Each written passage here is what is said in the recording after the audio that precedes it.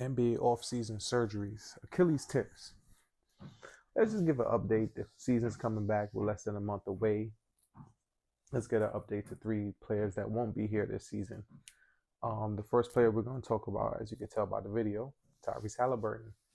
According to Tyrese Halliburton, he expects something like a 15-month timeline until he plays his next game, which I can understand. You want to be cautious with the Achilles tear. That will put him back returning at the beginning of the 26-27 season. As far as what the Pacers are this season, we're going to get to that in a second. But, recently, I believe like a couple weeks ago, Tyrese Halliburton, in conjunction with Puma, they released like his first signature sneaker. They calling it the Hally 1. He did like a certain amount of releases to represent the area code of Indiana. He brought people out. People came out to like a pop-up Hally Mart where they kind of like deli style tried to serve the sneakers. I don't know if deli style is a big thing in Indiana, but yeah. In the comments, let me know what you think of his debut sneaker, the Hally 1. But with that said, what are the Pacers' plans on the court with no Halliburton? Well, from how they're talking, they expect Andrew Nembhard to step into the starting role. My question with that would be, what level of production could Andrew Nembhard provide at the rate of being a starter and like the primary ball handler? And is there a point of diminishing returns where it's like you're playing him too much, you're asking him too much, and then his efficiency begins to take a dive? Maybe that's not the case. I think Nembhard's a pretty tough-nosed kind of player. From what I saw, he held his own against Jalen Brunson in the conference finals. Got to give him credit for that. Also, they're going to be playing through the departure of the next player in our video. Got Jason Tatum, as you could tell. He was recently on ESPN. He was talking to Stephen A. and I can't remember the other host's name right now. I apologize. It definitely wasn't Molly. Ha ha ha. But Jason Tatum, according to Sports Illustrated, written by Sports Illustrated, Tatum's doctor, Surgeon Dr. Martin O'Malley, said he hasn't seen an individual's calf looking so strong at this point in the recovery process from Achilles tear. I'm going to get back to that in a second. So that's good news for Jason Tatum that he's working out. I think I saw videos of him shooting and crossing over in the gym and trying to build some explosion off the leg and stuff like that.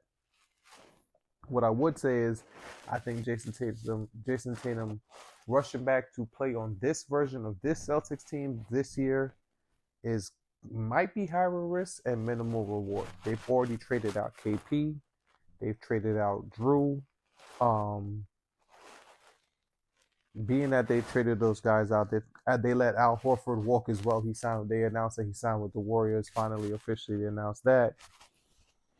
With that said, I think Jason Tatum rushing back to play on this version of the Boston Celtics may not be so much worth it. May want to just give the Brad Stevens an off season to like retool the roster and put something real competitive for 26-27 and just go with that.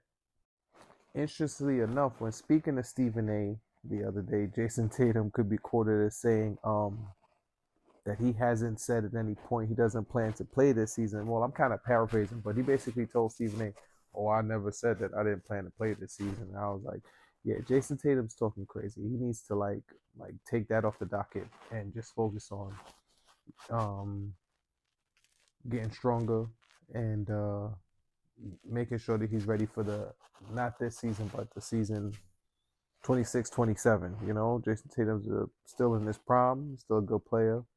I think him coming back and terrorizing the league, people will absence makes the heart go fonder. So him not being around this season, people may finally start to really appreciate Jason Tatum as a superstar talent that he really should be appreciated as when we see what the Celtics are able to, for lack of a better way of putting it, not able to accomplish this year and how the season turns out.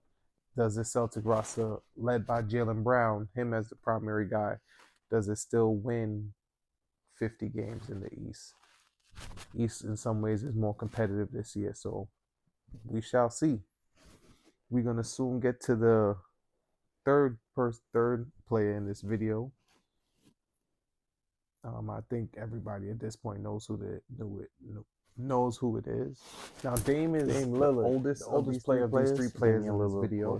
He was recently talking to our show. He's also the player that got injured the earliest in the postseason last year. Got injured in the first round against the Indiana Pacers. After getting injured in the first round against Indiana, by the ironically Milwaukee enough, Bucks. I don't think anybody saw that coming. That the Bucks would end up waiving Damian Lillard. He ended up getting waived seasons. by the Bucks in the offseason. He winds up returning to to Portland on a 3-year deal to finish out his career. To in the place that he calls a home. His ex-wife still lives there. His kid, his kids still live there. On his stream recently on the Osho Speed, he made it clear that you told Speed, he doesn't expect to play this season, which I kind of mean. I kind of figured he is the oldest player of these two guys. The other two guys, but yeah, that's this video. That's this. I ain't gonna get too much further. We all got the same news. Dame was injured pretty early on. Dame is the oldest player. We wish Dame, Tyrese, Jason, we wish all of them a speedy recovery. Like and subscribe for another video. I appreciate y'all listening. Any comments, anything you want to add? Oh yeah, Dame got a little workout in. As you can see with the stills, Dame got a little workout in with our show. So shout out to that, man. I'll see y'all next time.